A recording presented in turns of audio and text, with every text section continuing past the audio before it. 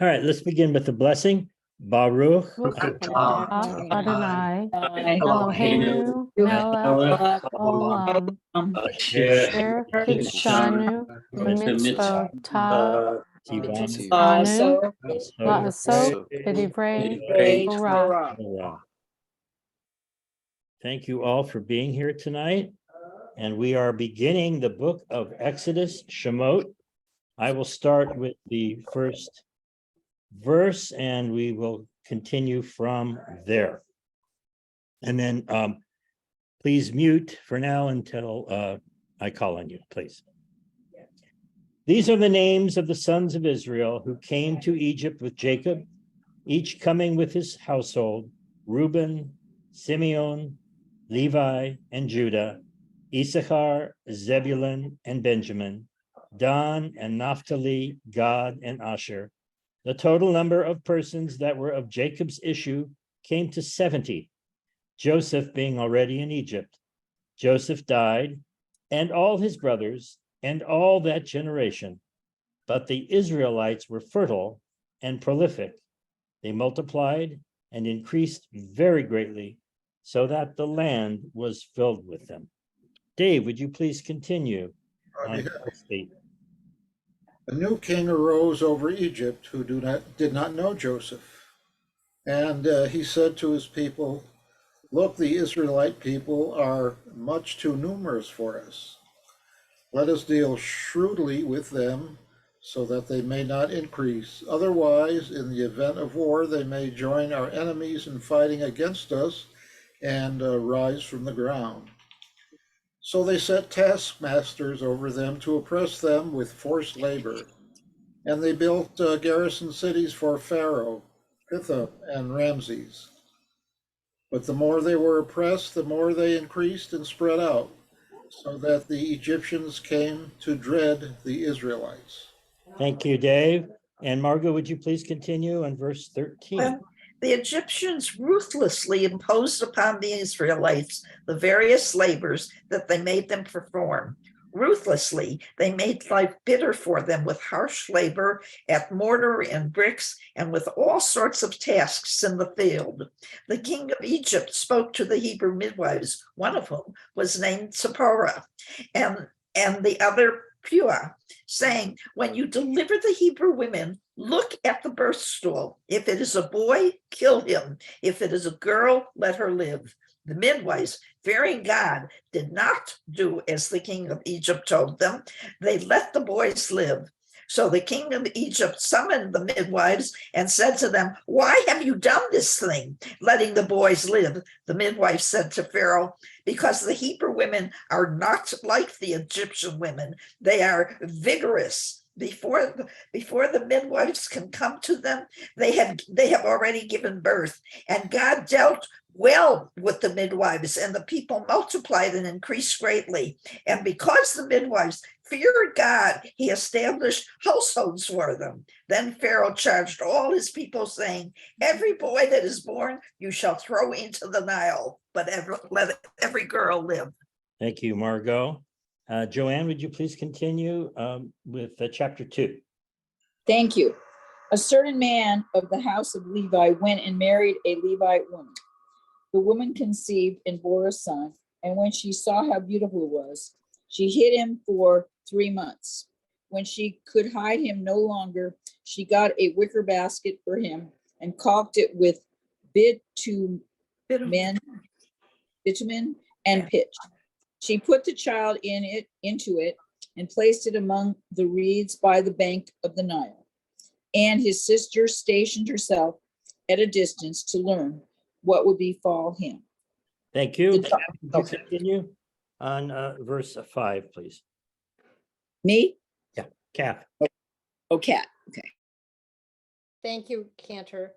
The daughter of Pharaoh came down to bathe in the Nile while her maidens walked along the Nile. She spied the basket among the reeds and sent her slave girl to fetch it.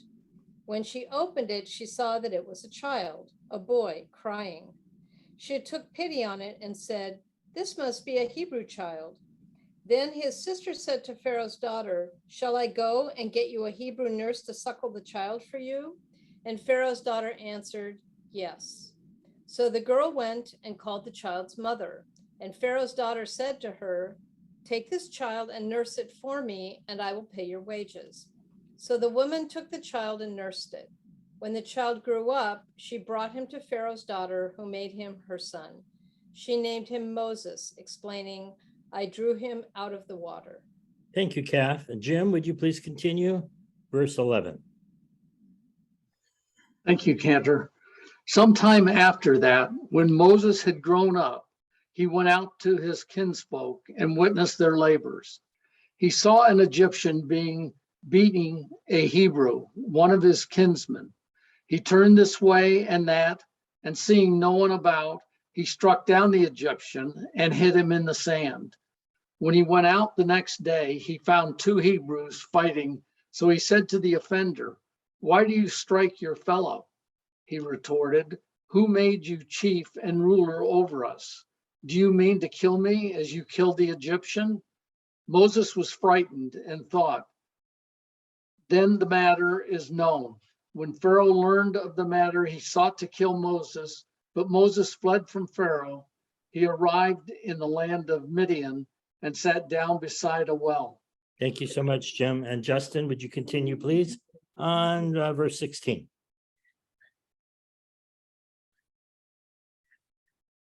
Thank you, Cantor. Now the chief of Midian had 7 daughters, and they came and drew water, and they filled the troughs to water their father's flocks. But the shepherds came and drove them away. So Moses arose and rescued them, and watered their flocks. They came to their father Reuel, and he said, why have you come so quickly today? They replied, an Egyptian man rescued us from the hands of the shepherds. He also drew water for us and watered the flocks. He said to his daughters, so where is he? Why have you left the man? Invite him, let him eat bread. Moses consented to stay with the man, and he gave his daughter Zipporah to Moses. She bore a son, and he named him Gershom, for he said, I was a stranger in a foreign land. Now it came to pass in those many days that the king of Egypt died, and the children of Israel sighed from the labor, and they cried out, and their cry ascended to God from the labor. God heard their cry, and God remembered his covenant with Abraham, with Isaac, and with Jacob. And God saw the children of Israel, and God knew. Thank you so much. Robert, please continue. Chapter 3. Yes, thank you. Now Moses kept the flock of Jethro, his father-in-law, the priest of Midian, and he led the flock to the backside of the desert and came to the mountain of God, even to Horeb. And the angel of the Lord appeared unto him in a flame of fire out of the midst of a bush. And he looked, and behold, the bush burned with fire, and the bush was not consumed. And Moses said, I will now turn aside and see this great sight, why the bush is not burnt. And when the Lord saw that he turned aside to see, God called unto him out of the midst of the bush and said, Moses, Moses. And he said, Here am I. And he said, Draw not nigh hither. Put off thy shoes from off thy feet, for the place whereon thou standest is holy ground. Moreover, he said, I am the God of thy father, the God of Abraham, the God of Isaac, and the God of Jacob. And Moses hid his face, for he was afraid to look upon God. Thank you, Robert. Robin, would you please continue? Verse 7. Yes, thank you, Cantor. And Adonai continued, I have marked well the plight of my people in Egypt and have heeded their outcry because of their taskmasters. Yes, I am mindful of their sufferings. I have come down to rescue them from the Egyptians and to bring them out of that land to a good and spacious land, a land flowing with milk and honey, the region of the Canaanites, the Hittites, the Amorites, the Perizzites, the Hivites, and the Jebusites. Now the cry of the Israelites has reached me. Moreover, I have seen how the Egyptians oppress them. Come, therefore, I will send you to Pharaoh, and you shall free my people, the Israelites, from Egypt. But Moses said to God, who am I that I should go to Pharaoh and free the Israelites from Egypt? And God said, I will be with you. That shall be your sign that it was I who sent you.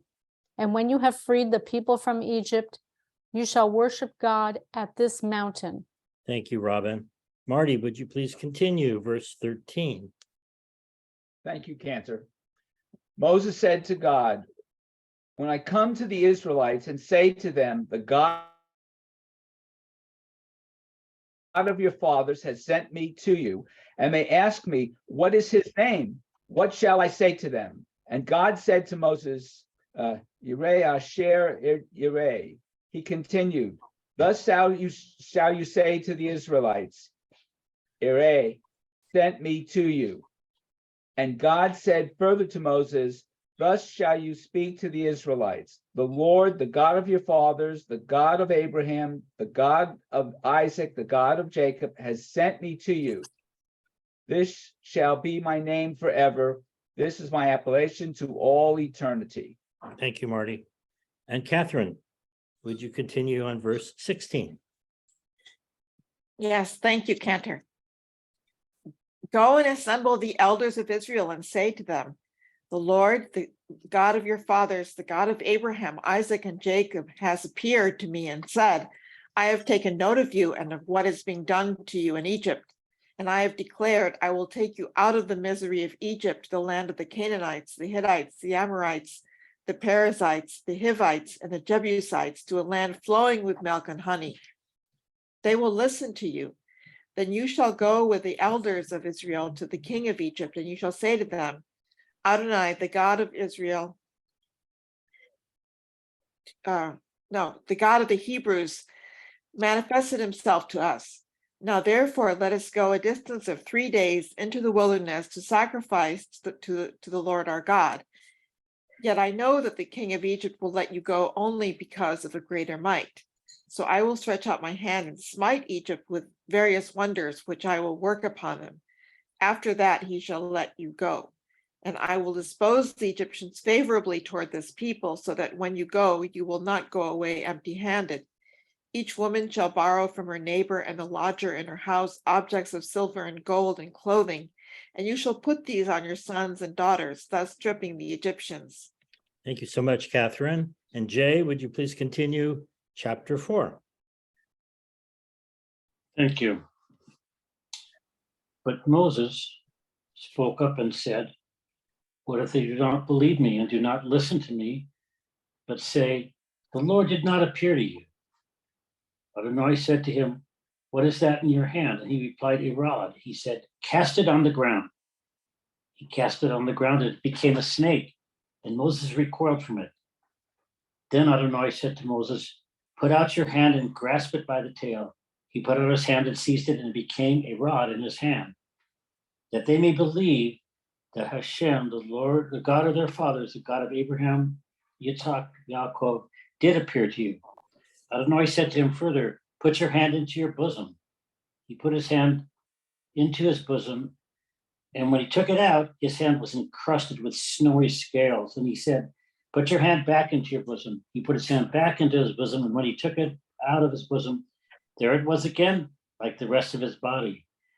And if they do not believe you or pay heed to the first sign, they will believe the second. And if they are not convinced by both these signs and still do not heed you, take some water from the Nile and pour it on the dry ground, and the water that you take from the Nile, will turn to blood on the dry ground. Thanks, Jay. David, is Susan with you tonight? I don't see her. There she is. Which of you would like to read first? I'll read. All right. David. Verse 10.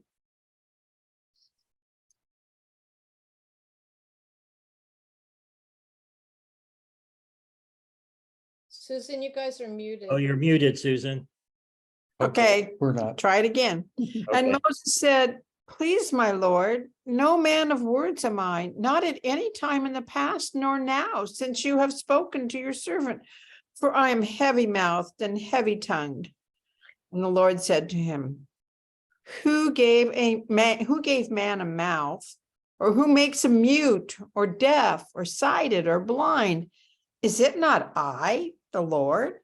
And now go, and I myself will be with your mouth and will instruct you what to say. Go ahead. And he said, "Please, my Lord, send by the hand you'll send." And Hashem's anger flared at Moses, and he said, "Isn't Aaron your Levite brother? I knew that he would speak. And also, here he is, coming out toward you, and he'll see you and be happy in his heart. And you'll speak to him and set the words in his mouth. And I shall be with your mouth and with his mouth, and I shall instruct you what you shall do. And he will speak for you to the people, and it will be, he will become a mouth for you, and you will become a God for him. And you shall take this staff in your hand by which you will do the signs." And Moses went. And he went back to Jether, his father-in-law, and said to him, "Have I lost you guys?" No, keep on going. Okay, my screen got funny. To Jether, his father-in-law, and said to him, "Let me go, so I may go back to my brothers who are in Egypt and see if they're still living." And Jethro said to Moses, "Go in peace." Thank you, Dave. The Lord said to Moses and Midian, "Go back to Egypt, for all the men who sought to kill you are dead." So Moses took his wife and sons, mounted them on an ass, and went back to the land of Egypt. And Moses took the rod of God with him. And Adonai said to Moses, "When you return to Egypt, see that you perform before the Pharaoh all the marvels that I have put within your power. I, however, will stiffen his heart so that he will not let the people go. Then you shall say to Pharaoh, 'Thus says Adonai, Israel is my firstborn son. I have said to you, let my son go that he may worship me. Yet you refuse to let him go. Now I will slay your firstborn son.'" And Dave, please continue. Looks like it's verse 27. We have a long chapter here. 24, verse 24. 27, 26. Oh yeah, 24. Thank you, Dave.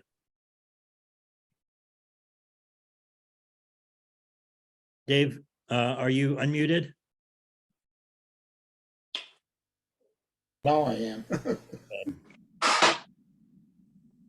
At a night encampment on the way, Adonai encountered him and sought to kill him.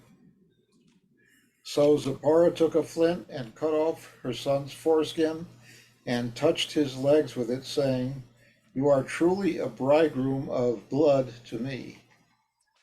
And when God let him alone, she added, "A bridegroom of blood because of the circumcision." Adonai said to Aaron, "Go to meet Moses in the wilderness." He went and met him at the mountain of God, and he kissed him. Moses told Aaron about all the things that Adonai had committed to him and all the signs about which he had been instructed. Then Moses and Aaron went and assembled all the elders of the Israelites. Aaron repeated all the words that Adonai had spoken to Moses, and he performed the signs in the sight of those assembled. And the assembly was convinced. When they heard that Adonai had taken none of the Israelites and that God had seen their plight, they bowed low in homage. Thank you, Dave. Margot, back to you. Chapter 5. Afterward, Moses and Aaron went and said to Pharaoh, "Thus says the Lord, the God of Israel, let my people go, that they may celebrate a festival for me in the wilderness. But Pharaoh said, who is the Lord that I should heed him and let Israel go? I do not know the Lord, nor will I let Israel go. They answered, the God we they answered, the God of the Hebrews has manifested himself to us. Let us go. I'm sorry, I'm getting lost. Let us go, we pray. Let us go, we pray, a distance of 3 days into the wilderness to sacrifice to the Lord our God, lest he strike us and with pestilence or sword. But the king of Egypt said to them, Moses and Aaron, why do you distract the people from their tasks? Go to your labors. And Pharaoh continued, the people of the land are already so numerous, and you would have them cease from their labors? Thank you. Joanne, please continue verse 6. Oh, Cantor, my husband is waiting to be let in, by the way. But Oh, thank you. sorry. Let me admit him right now. Okay. That same day, Pharaoh charged the taskmasters and foremen of the people, saying, you shall no longer provide the people with straw for making bricks as heretofore. Heretofore. Okay. Let them go and gather straw for themselves, but impose upon them the same quota of bricks as they have been making heretofore. Do not reduce it, for they are shirkers. That is why they cry, let us go and sacrifice to our God. Let heavier work be laid upon the men. Let them keep at it and not pay attention to deceitful promises. Did you want me to keep going? I'm going to have Kath continue at this point. Verse 10. Thank you. Thank you, Cantor. So the taskmasters and foremen of the people went out and said to the people, thus says Pharaoh, I will not give you any straw. You must go and get the straw yourselves wherever you can find it, but there shall be no decrease whatever in your work. Then the people scattered throughout the land of Egypt to gather stubble for straw, and the taskmasters pressed them, saying, you must complete the same work assignment each day as when you had straw. And the foremen of the Israelites, whom Pharaoh's taskmasters had set over them, were beaten. Why, they were asked, did you not complete the prescribed amount of bricks, either yesterday or today, as you did before? Keep on going. Then the foreman of the Israelites came to Pharaoh and cried, why do you deal thus with your servants? No straw is issued to your servants, yet they demand of us, make bricks. Thus your servants are being beaten when the fault is with your own people. He replied, you are shirkers, shirkers. That is why you say, let us go and sacrifice to the Lord. Be off now to your work. No straw shall be issued to you, but you must produce your quota of bricks. Thank you, Kath. And Jim, would you please finish this up? We're on verse 19. Oh, yeah, verse 19, and go to the last verse, chapter 6. Thank you, Cantor. Now the foremen of the Israelites found themselves in trouble because of the order. You must not reduce your daily quantity of bricks. As they left Pharaoh's presence, they came upon Moses and Aaron standing in their path. And they said to them, may Adonai look upon you and punish you for making us loathsome to Pharaoh and his courtiers, putting a sword in their hands to slay us. Then Moses returned to Adonai and said, O Lord, why did you bring harm upon the people? Why did you send me? Ever since I came to Pharaoh to speak in your name, he has dealt worse with this people, and still you have not delivered your people. Then the Lord said to Moses, you shall soon see what I will do to Pharaoh. He shall let them go because of a greater might. Indeed, because of the greater might, he shall drive them from his land. Thank you so much, all of you. This concludes our portion of the week, portion Shemot. And I'd like to take a few minutes to briefly go over the study guide, which I've prepared, and hopefully you've had a chance to look it over, because I know there's a lot of information that I compiled. But first, I really want to talk about the photograph that my wife took Are you here, Betsy? I guess she isn't. But anyway,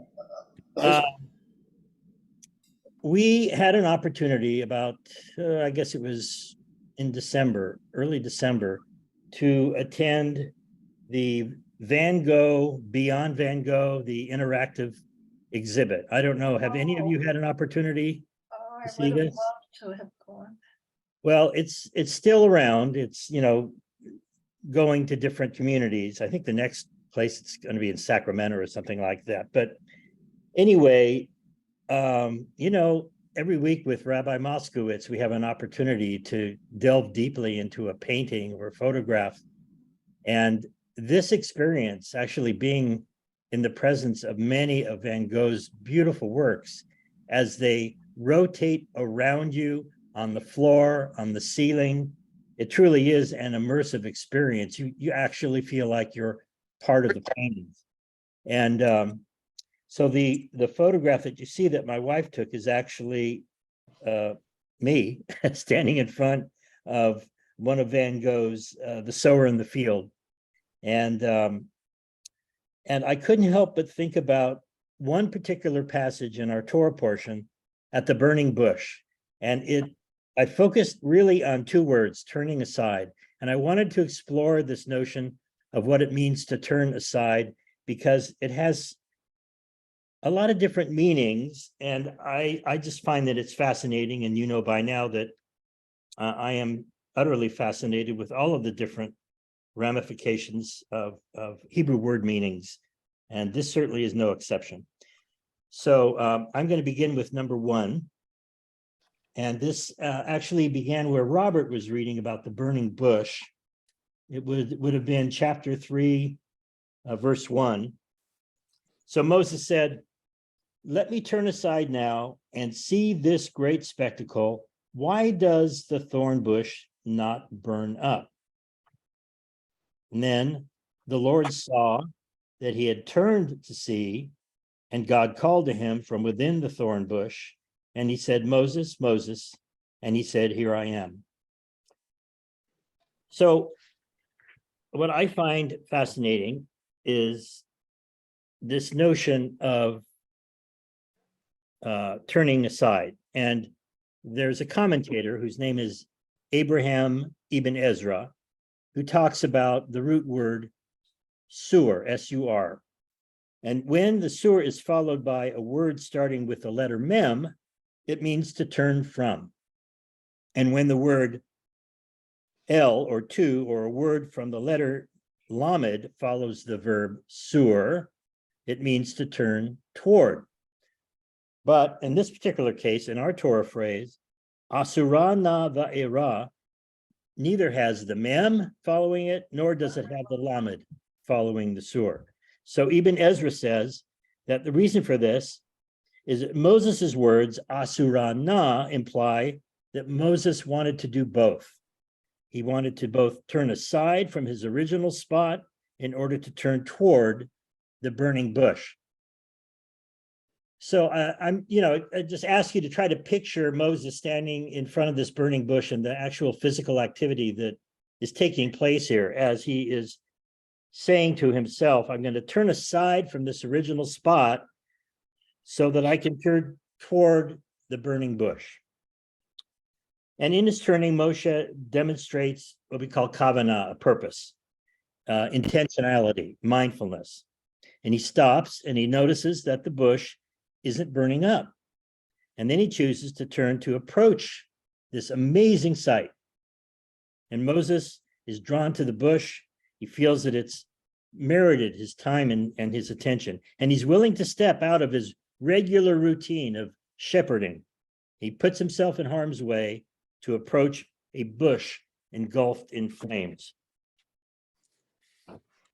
Well, Rashi, our famous commentator in the Talmud, says that turn aside has another meaning, and it doesn't mean just to turn, it also means to go in a new direction. In the past, we've had a discussion about turn aside in our other Torah studies. I believe it was last year even, we talked a little bit about it. And the rabbi said that The verb surah, turn aside, is actually a defection. It's to engage in apostasy. And asura, which is the verb sur, which means to turn aside, as I said, is also found in the Tanakh.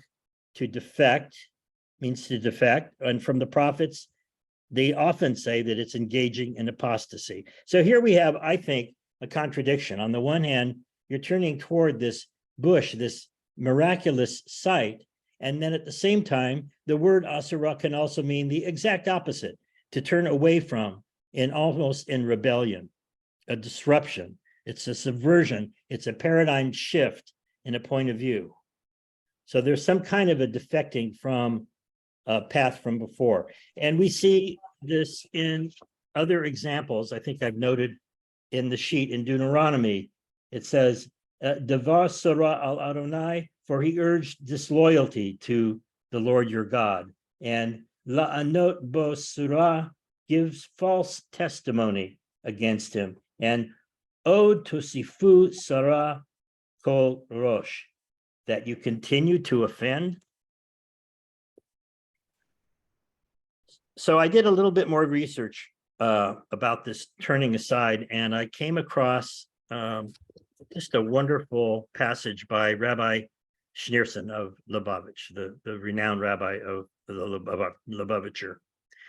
And he says, the aspiration implicit in let me turn away from where I am in order to approach there is the foundation of any relationship with God.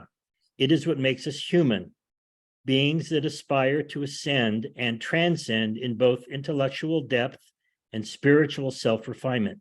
It enables us to access our innate and infinite potentials. In particular, it expresses the ambition of the spiritual seeker who has chosen to climb the ladder of divine consciousness by focusing his intellect in solitary meditation. Such an individual lives in a process of unending ascent. Whatever level of divine consciousness he achieves, he always aspires to ascend further. The force of this aspiration unlocks all his human potentials, strengthening his intellect, emotions, and senses. He is constantly blessed with new insight and understanding, which in turn lead him on the dialectic path toward deeper and deeper knowledge. So when I read this from Rabbi Schneerson, he seems to have integrated this notion of both turning toward and turning away in a very meaningful way to me. Rabbi Abraham Joshua Heschel says this. He says, the first step in developing an awareness of God's presence is to see the miraculous in everyday objects.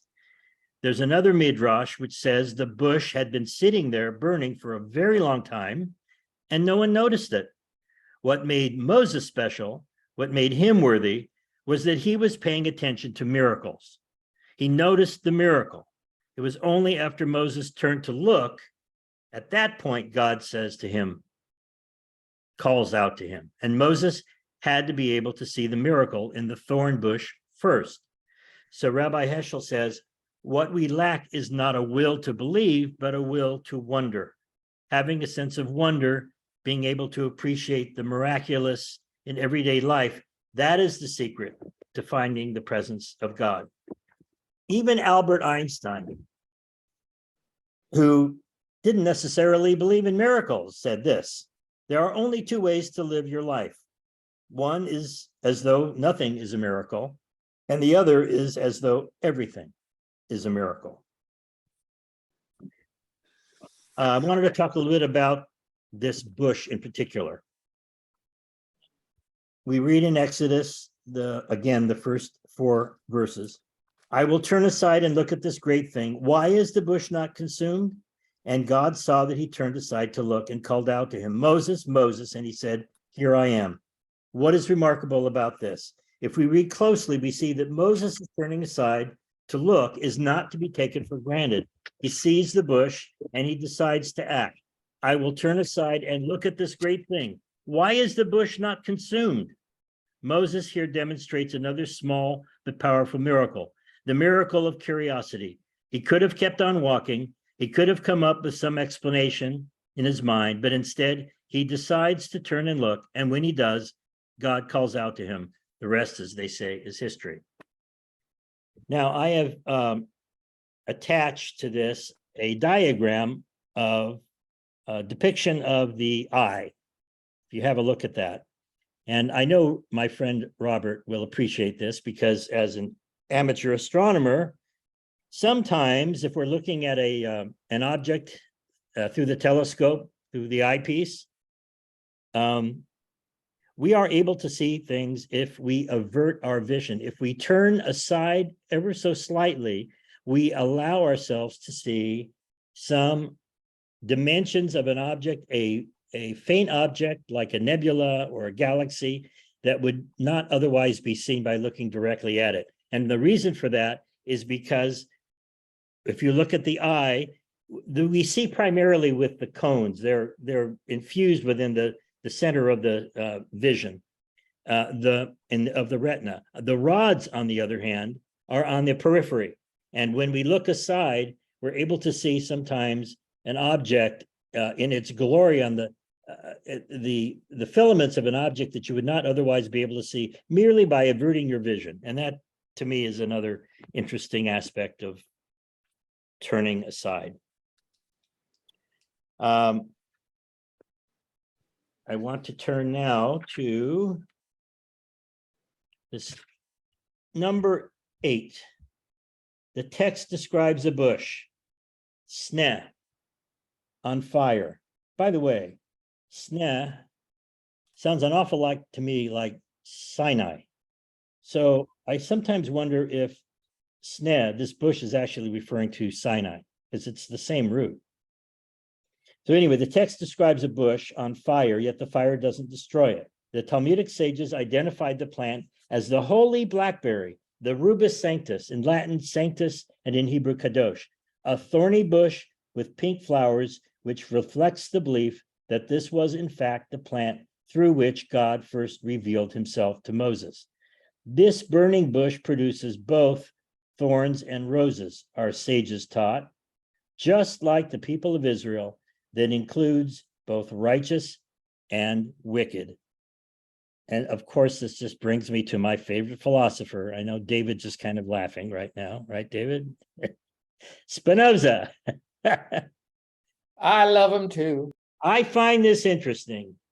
I find this really interesting because Spinoza wore a signet ring, and on the signet ring, he has, which he used to stamp all of his letters that he wrote. There is this: blessed from a thorny bush. The Portuguese surname Spinoza means thorny. Beauty is thorny. If you think of a rose, that is why Baruch Spinoza designed this seal ring with his initials on the top, a thorny rose in the middle, and the Latin word caute, beware. He used it to close his letters with wax seals. From the thorn comes good, from the thorn comes a rose. And to me, this is really neat because you have here the burning bush, which can produce good. It can produce, if not evil, a defection from what is from the norm. And you have this wonderful dichotomy. That's what I wanted to share tonight. And I open it up to your comments and questions and anything else that struck you about this portion, because there is so much. This just happened to be what struck me. There.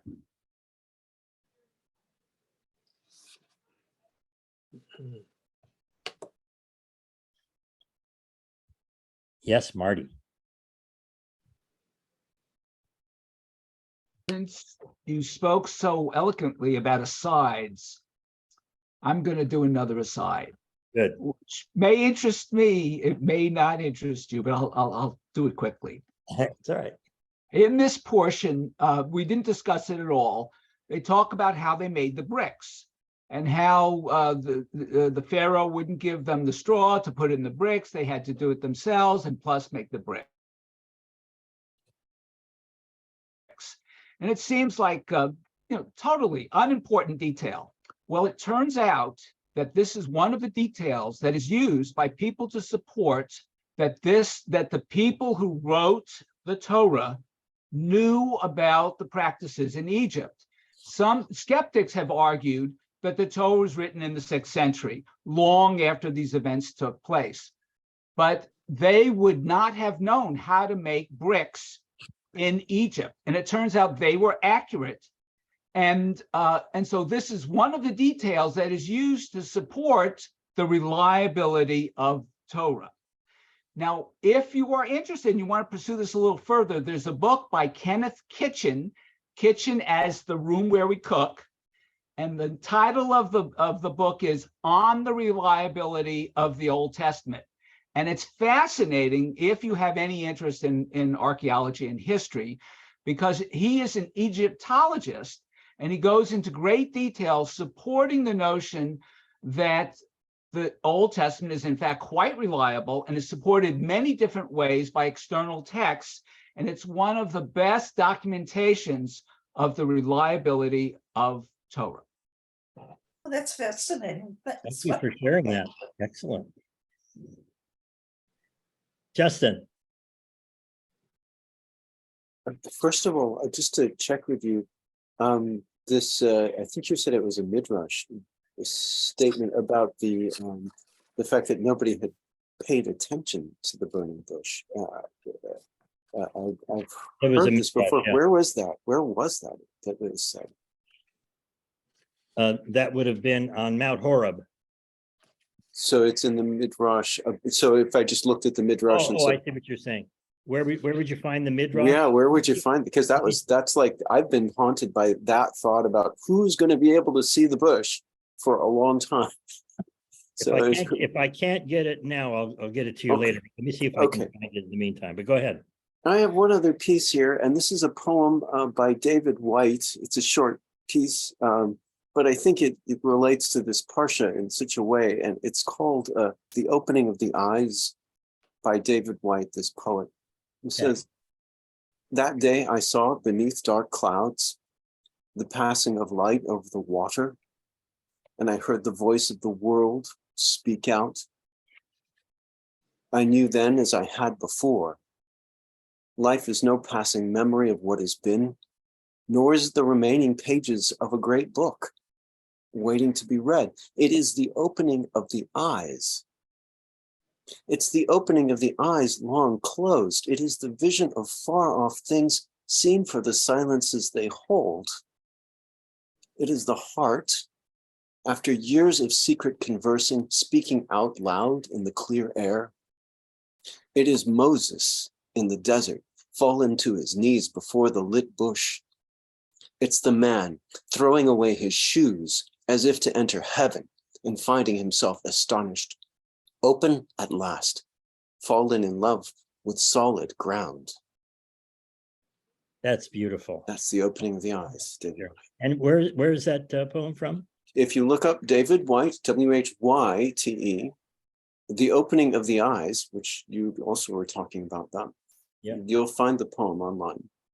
Thank you.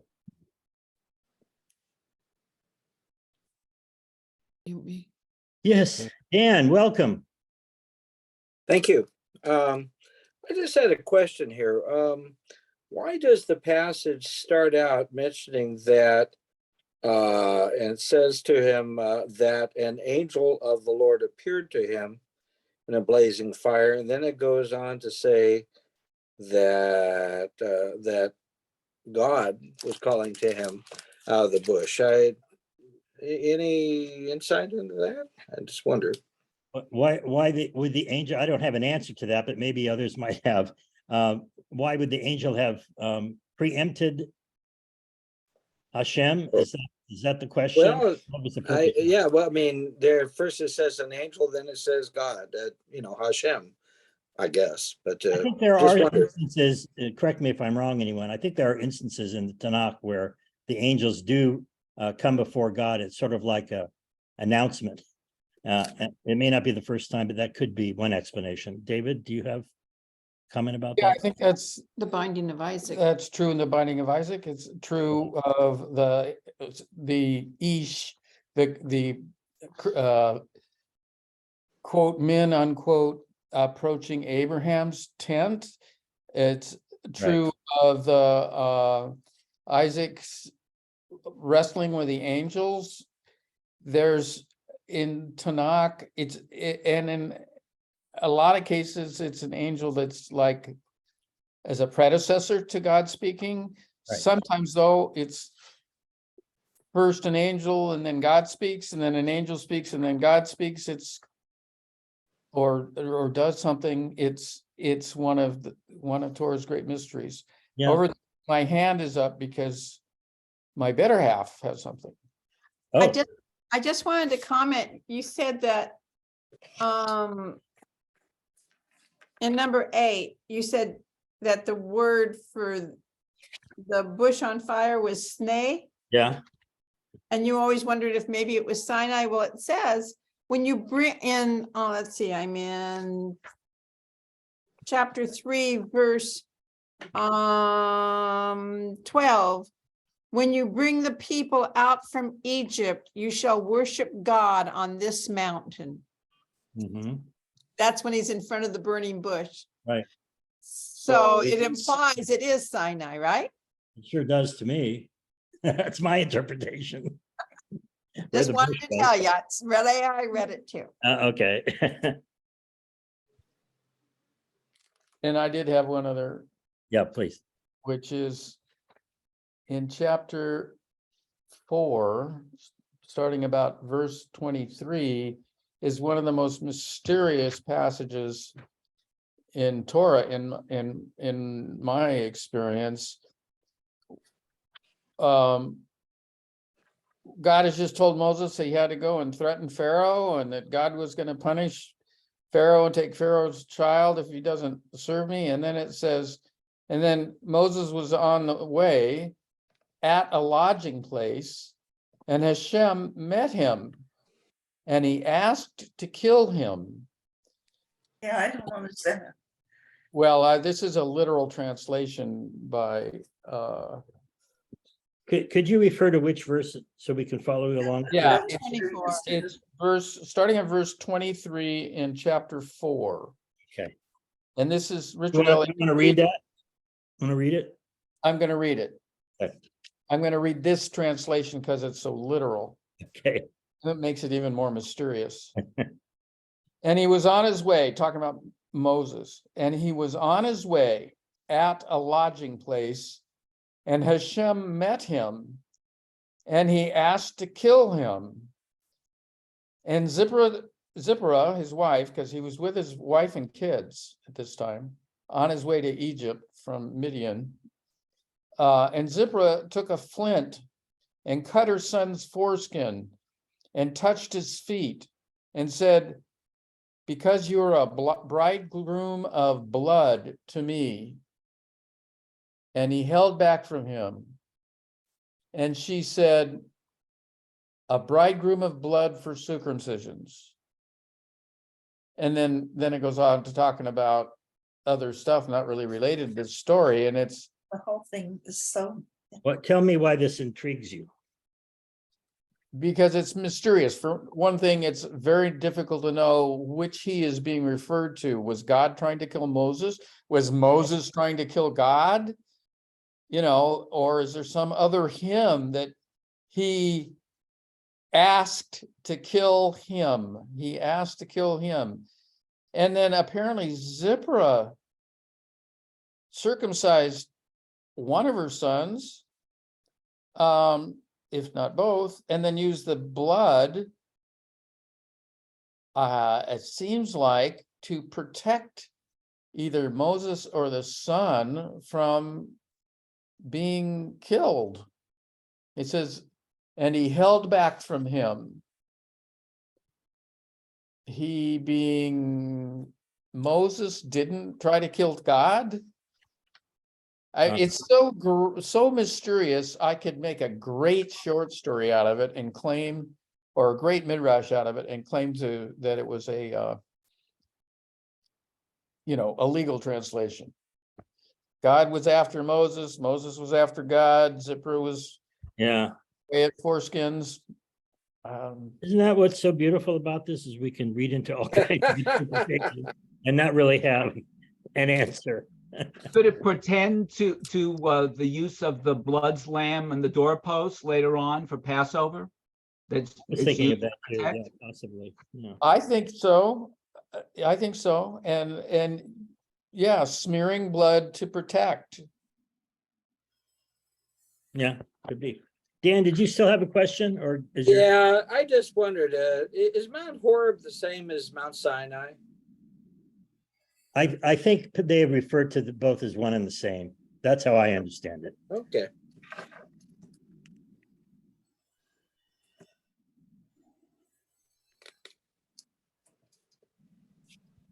Well, I guess unless anybody has any other, I wanted to finish with a quote. I guess we can leave early tonight unless anybody else has anything else burning that they want to share. Back to that, Just a push. Yeah, that verse, was Yes, quite fun. very good, Jay. back to verse 24. Why would God sought to kill him? If God kills Moses, it blows the whole story. Oh, And it also says he asked to Yeah. kill him. And you know, is the he Moses? Is the him Moses? It almost looks like this was somehow inserted as No. some It reason. says, But it says in my translation, the strange story is not easily understood. It must echo an ancient myth whose background has been lost to us. The account of Moses' return to Egypt is interrupted by a 3-verse story that seems disconnected from the previous narrative and makes no mention of Moses. yeah, Like Jacob's wrestling with the angel at the Jabbok River, the confrontation with God is so terrifying that it makes the confrontation with Pharaoh minor. And it says it's not really dissociated because when you're in danger, the covenant is very important. So whoever was circumcised there, God it comes as a destroyer, and the blood averts the evil. It's like the Paschal Lamb or like the circumcision, and it's amazing how these scholars can tie all of this together, and it'll make sense tonight. But then tomorrow we're all going to be wondering again until we read it next year, which I guess is the way we survive. We have a couple more, and then Richard has just joined us. Hopefully Richard's been listening to this. He may have some words of wisdom on this as well. Kath, I think you wanted to say something, and then Catherine also. Thank you. I was reading some of the footnotes in the Jewish Study Bible because to me, it's such a big deal that this is actually where Hashem says, this is what my name is. And so there's a section that says grammatically, YHWH means he who is, or he who will be, or perhaps most likely, he who causes things to be. Mm-hmm. Then the other thing that it mentioned, which I just thought was so cool, was it said that, it says the translation renders YHWH as the Lord, which is actually a translation of Adonai.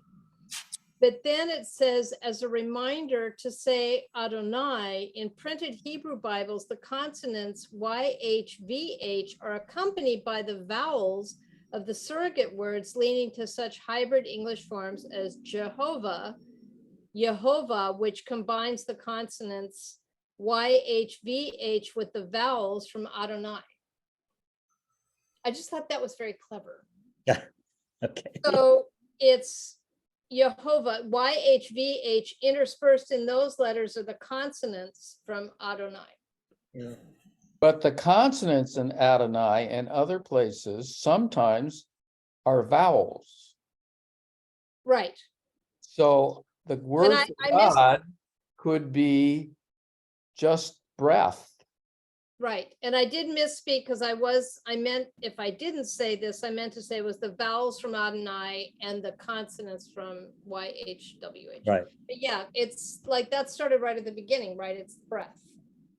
Breath, yes. Right at the beginning of Genesis. Very nice. Thank you. Catherine? Yes. this is a minor point, but I was struck this time by the passage of the ventriloquism of Aaron in relationship to Moses, and that Moses says, I have trouble with words. Yeah.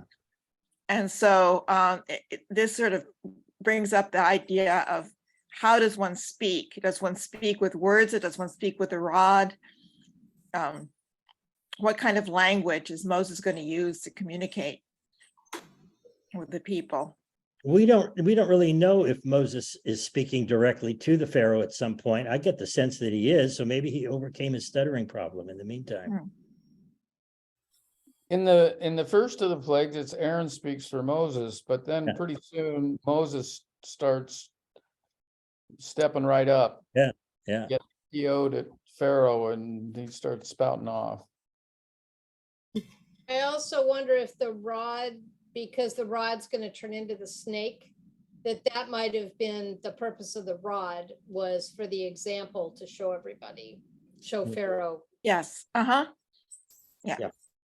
Richard, welcome. I'm sorry I didn't let you in. Thank you. Yeah. Do you have any comments? Well, I don't like names either. I have a problem with names.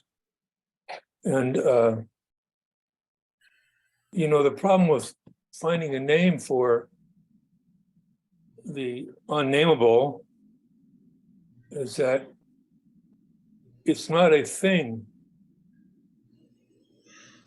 And it's a becoming. It's emanating out of Ein Sof into Keter. And it's always going on. And time is the illusion we have that there's a linear time, but everything is infinite. And the idea that I think that, you said something about the rod. Later on here, Moses, who doesn't get across the Jordan, gets in trouble for using the stick. And if we remember what Rabbi told us about the painting, the object was to have the people staring at the rock long enough that they would see revealed the eternity or the singularity or the oneness of it all. And Moses interrupted that because he was so desirous of getting the water and getting through this tense moment. And the Yod He Vav He, I am, I will be, I'm becoming. We are all in the process of becoming. That's why we do Torah study, because it helps us grow, maybe moving toward an understanding of the unity. But that's what I got to say about words. And Moses being unable to speak, how did he get that way? Didn't he bite a coal or something? Yeah. Yeah, and maybe I know I need to speak less. No. But I was just going to say about his not being able to speak. Yeah, Just trouble with words. I was just putting myself in Moses's place, and I thought, right, God's going to tell me that I have to go up to Pharaoh. I grew up in Pharaoh's palace, and he was my grandfather, right? Because Pharaoh's mother was Moses's mother was Pharaoh's daughter. So he grew up in that palace. I'd be reluctant to go in there and tell him what he had to do. Well, that's one way to look at it, for sure. Another way is to consider the symbology of this is once you start talking about God, you're just going down a rat hole. You're getting farther and farther away from experiencing the unity because you separate it from yourself by giving it a name. And that's the paradox we're all dealing with. And that's what comes to mind when you talk about difficulty with names. Thank you. Well, thank you, Joanne, for nodding. I was nodding too. Human good. beings, She nods better. human beings need words. She has more hair. And words That's create things. And if we don't have a name for something, it isn't a something yet. Right. It's not defined. It doesn't have borders or boundaries. So naming things handcuffs you, shackles you from finding the nameless. But we need words and names as human beings. What's this we? That's you and me, Richard. Who's that? That's your ego and my ego. And only when we rid ourselves of our and get to our emptiness inside. So we just define ego as that spirit inside of us two-legged mammals that babbles out words. Well, I wouldn't describe the ego as a spirit. I'd describe the soul as spirit. Well, I mean, it's a little. What's your pronoun? Animatron inside of us that spews out words, and words have two major functions that are important for people to grow into adults. Number one, to start dividing the world up so that you can analyze it and use this rational brain that is eventually going to be the big barrier between you and God. But until you do that, you don't become an adult, someone that can receive the culture, someone who can read Torah, someone who can talk to other people. You never get across 100% of what you are trying to convey because words are incomplete. But without words, we have far less ability to communicate to other people. We're just left with hugs. What would I do if all I had between me and other humans was hugs? I do fine. Was what? Hugs. All right, I'm gonna other nonverbal communication. I'm gonna ask a couple of other people to weigh in here. Joanne and Justin, please. Oh, I just was really attracted to what David said about names. And I started thinking about this a few days ago. You know, if you get in conversation with a total stranger, they are not a name. They are a total stranger you're talking to, whether you're making small talk with them. And if you start having a conversation where you start getting more familiar, you'll say, you know, what's your name?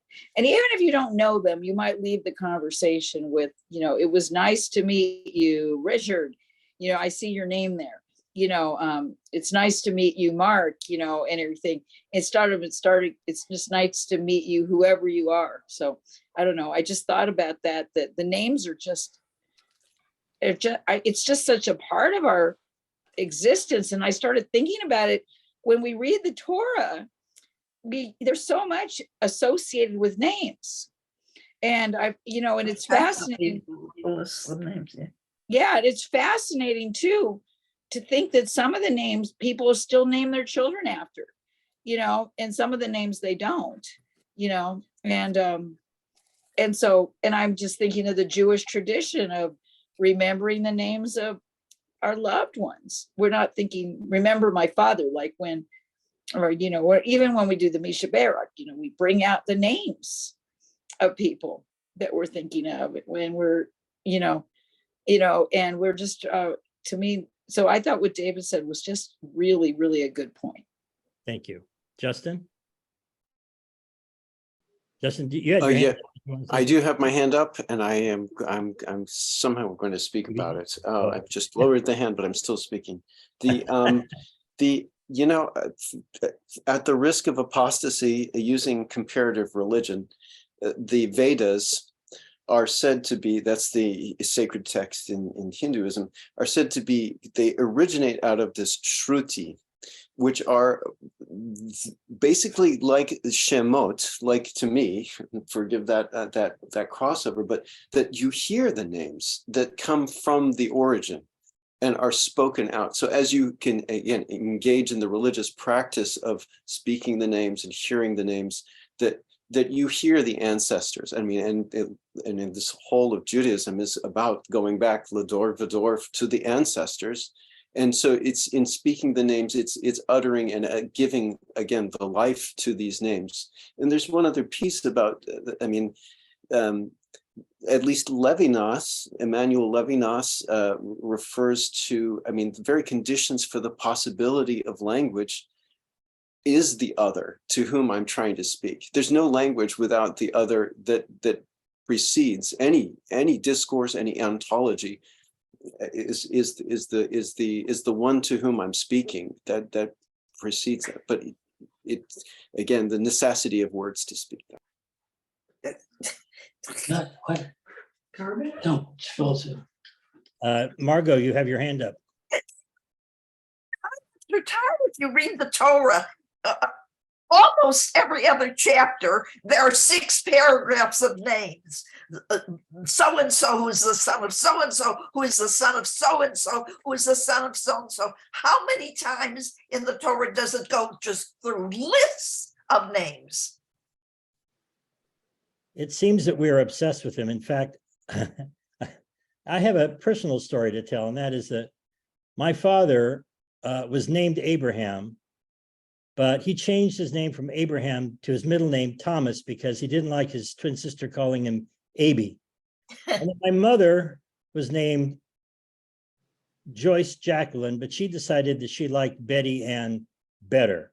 My sister was named Janice, and she decided that she wanted to make her name Hebrew, so she became Hannah. When I lived in Israel, I didn't think that Thompson was a Jewish enough sounding name, and I wanted to change it to Barton. So I think we're constantly, I think we're obsessed with names to this day. And I think, our ancestors give us a good precedent for being that way. I wanted to wind this up unless there are any other burning questions or comments. No? Okay. I did want to say that, David, you really would be at a loss using just hugs, especially during COVID. I have been. Yeah. I just, super quick, Mark, what I wanted to say was that so many times when when the Torah is saying what someone's name is, it is to represent an aspect about that person, like because they came from this, that is their name.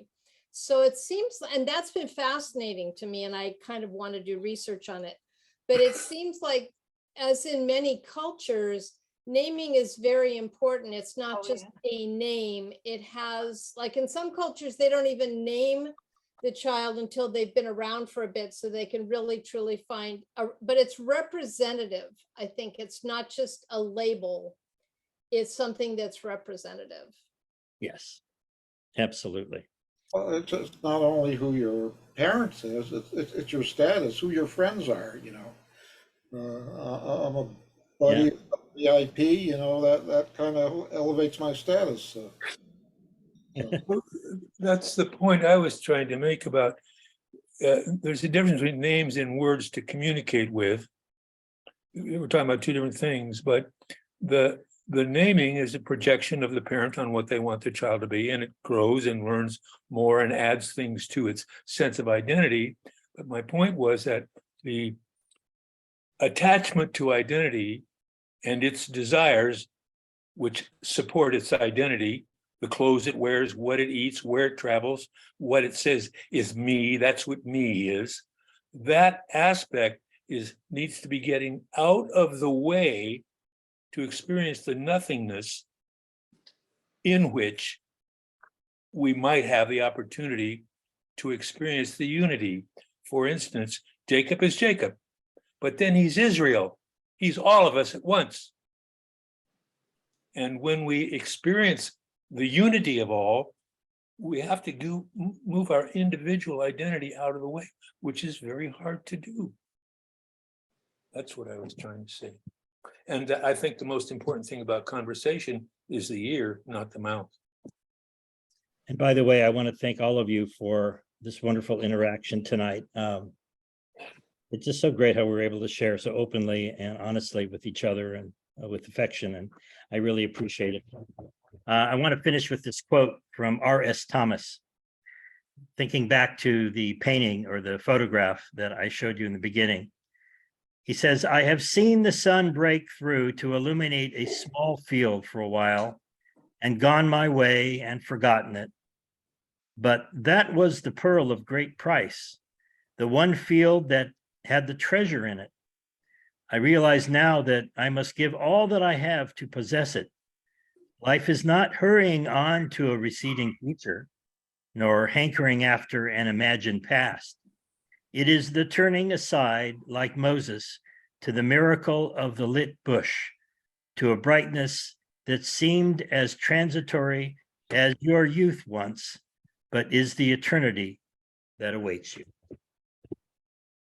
Good night, everyone. Laila Tov, and thank you. Nice. Thank you. Thank you. Bye. See you next week. And God bless. Thank you. Honor, everyone.